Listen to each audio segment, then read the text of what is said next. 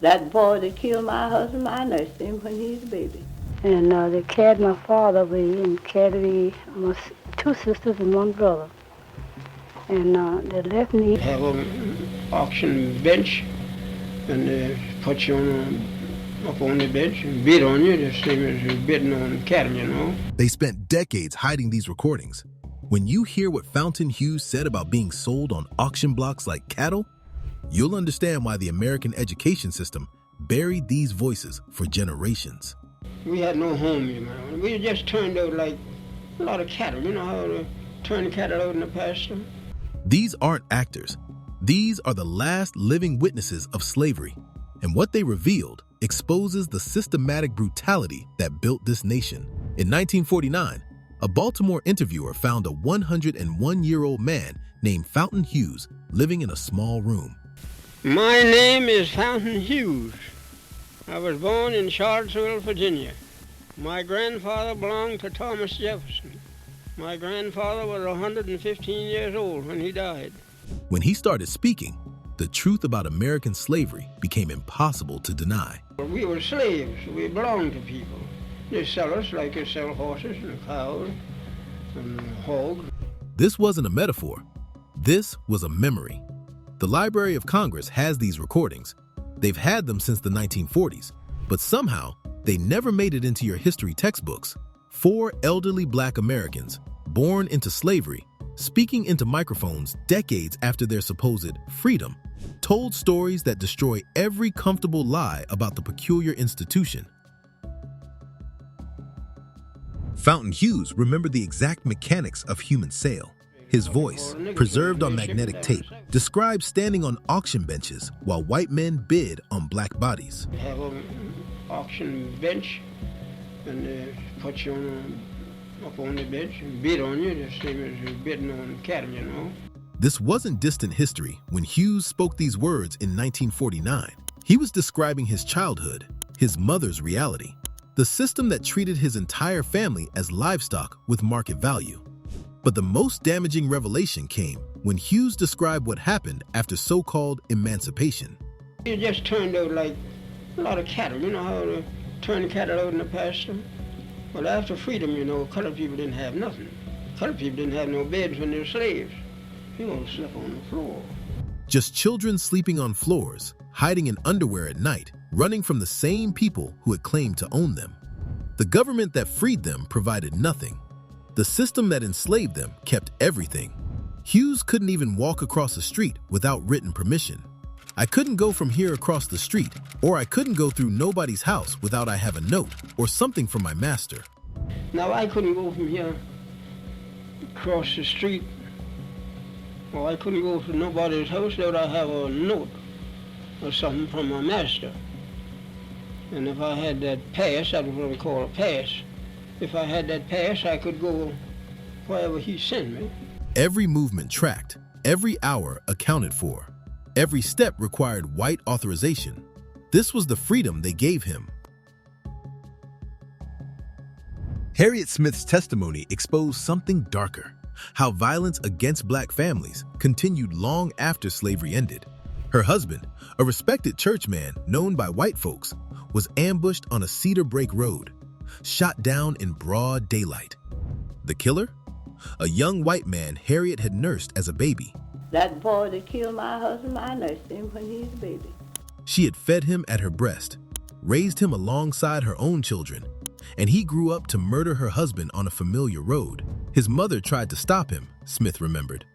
The killer said, "I ain't gonna let him kill me like he did Uncle Jay."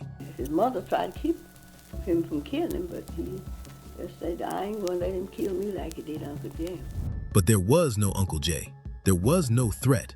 Just the inherited fear and hatred that made a white man see danger in a Black man walking home from work. The white community, WK and others, found the body first. They brought the news. They controlled the narrative. And Harriet Smith lived with that controlled story for the rest of her life, knowing the boy she'd kept alive as an infant had destroyed her family.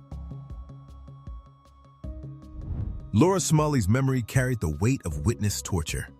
She described how a woman named Martha Albert was dragged to a peach orchard. And Martha Albert hurt her wrist.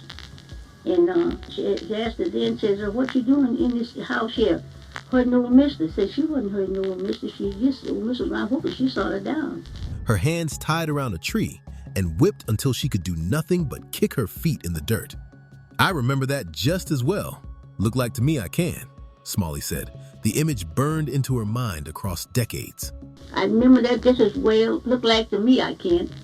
And round a tree and whipped her. And well, she couldn't do nothing but just kick her feet, just kick her feet. The punishment came from a fabricated accusation, an elderly white woman claiming injury where none existed. No trial, no evidence, just immediate public brutalization. The orchard, a place that should symbolize sweetness and abundance, became a site of sanctioned torture. Smalley watched as a child, forced to witness what happened to black women who were accused of the slightest transgression. The message was clear. This could be you. What made this testimony so damaging wasn't just the violence, it was the casualness. The way plantation owners turned everyday spaces into chambers of punishment. The way children were made to watch, ensuring the next generation understood their place. Alice Gaston was a child when the Yankees came through, but her supposed liberators brought their own terror. They carried my father away and carried away my 2 sisters and 1 brother, and they left me. And they carried my father away and carried my 2 sisters and 1 brother. And they left me. Here was the truth about the Civil War that no textbook admits. Union soldiers also destroyed black families. They took who they wanted, left who they didn't, and called it liberation. But Gaston's testimony revealed something even more perverse. Her mistress ran to hide in the garden, terrified of the Yankees, and coached the enslaved children to lie for her. I can remember when my mistress used to run in the garden upon the Yankees and tell us if they come, don't tell them where they're at. The same children who had been enslaved were now expected to protect their enslavers. Don't get scared now and tell them where they is. A child trained to lie for the people who owned her. Loyalty demanded from those who had never received protection. Before we expose what these survivors revealed about the auction blocks, the whippings, and the families torn apart, if you believe these hidden testimonies need to be heard, subscribe to Black Stories Untold and help us ensure these voices are never silenced again. Now back to the video. Laura Smalley's second testimony exposed the deliberate starvation used as control. She described a man given only a single ear of corn for breakfast, lunch, and dinner. Give me a corn. Give me a corn. Just like, you give me a year of corn. This wasn't neglect. This was calculated cruelty designed to break the human spirit while keeping the body barely functional enough to work. Slow starvation as behavioral modification. Hunger as a tool of dominance. The man was expected to work full days on 3 ears of corn. When he moved too slowly from weakness, they called him lazy. When he moved too quickly despite the hunger, they reduced his rations further. There was no winning, only survival or death. Fountain Hughes carried one more revelation that shattered the myth of black families separated only by sale. His father died fighting in the Union Army, the very force supposedly fighting for his freedom. During the army, and my father got killed in the army, so it left us small children just to live on whatever people choose to give us. His father had joined the force of liberation and never returned. The war that was meant to free them orphaned them instead. No widow's pension for Hughes's mother.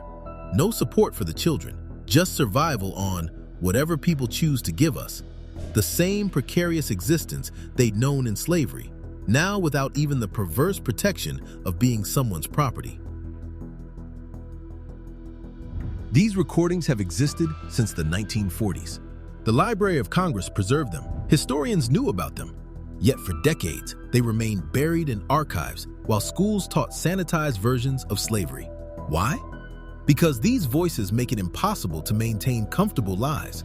You can't listen to Fountain Hughes describe auction blocks and then pretend slavery was just unpaid labor. You can't hear Harriet Smith's story and claim racial violence ended with emancipation. You can't process Laura Smalley's testimony and reduce slavery to economic theory. John Henry Falk and Herman Norwood, the interviewers who preserved these voices, understood they were capturing something irreplaceable: the last witnesses, the final testimony, the voices that would disappear forever if not preserved on magnetic tape. They were right. Every person in these recordings is long dead, but their words remain, cutting through decades of deliberate historical revision. 4 voices out of millions, but enough to destroy the fundamental lies America tells itself. Today, we have these recordings freely available online. Anyone can listen to Fountain Hughes describe being treated as livestock. Anyone can hear Harriet Smith's pain. Anyone can access Laura Smalley's memories of torture. Anyone can understand Alice Gaston's stolen childhood. But how many people know they exist? How many teachers play them in classrooms? How many textbooks quote them? The systematic erasure continues, just with different methods. When states ban teaching about systemic racism, they're banning Fountain Hughes' voice. When schools remove divisive concepts, they're removing Harriet Smith's testimony. When politicians attack critical race theory, they're attacking the truth Laura Smalley preserved. When textbooks minimize slavery's horror, they're silencing Alice Gaston all over again. These 4 elderly Black Americans spoke their truth into microphones, knowing they were the last. No one younger had these memories. No one else could testify to what they'd seen, felt, survived. In their words, you hear the exhaustion of carrying unbearable memories, the weight of being living evidence, the burden of knowing that if they didn't speak, the truth would die with them. Fountain Hughes lived to 101, carrying the memory of auction blocks for nearly a century. Harriet Smith lived with the image of her husband's murder. Laura Smalley never forgot the peach orchard. Alice Gaston remembered being left behind. They didn't speak for sympathy. They spoke for the record. They spoke so we would know. They spoke because someone finally asked, finally listened, finally preserved their words. And now we have them. Voices from slavery's last survivors, telling us exactly what America did to Black bodies, Black families, Black futures. Not interpretation, not speculation. Direct testimony from those who lived it. Their voices remain as evidence. Evidence of a system built on breaking Black bodies. Evidence of violence that continued after supposed freedom. Evidence of families destroyed, children traumatized, humans reduced to property. Evidence that cannot be denied, only ignored. If this hidden history opened your eyes to what they've been hiding, click on that video right there to discover another piece of suppressed Black history that will blow your mind.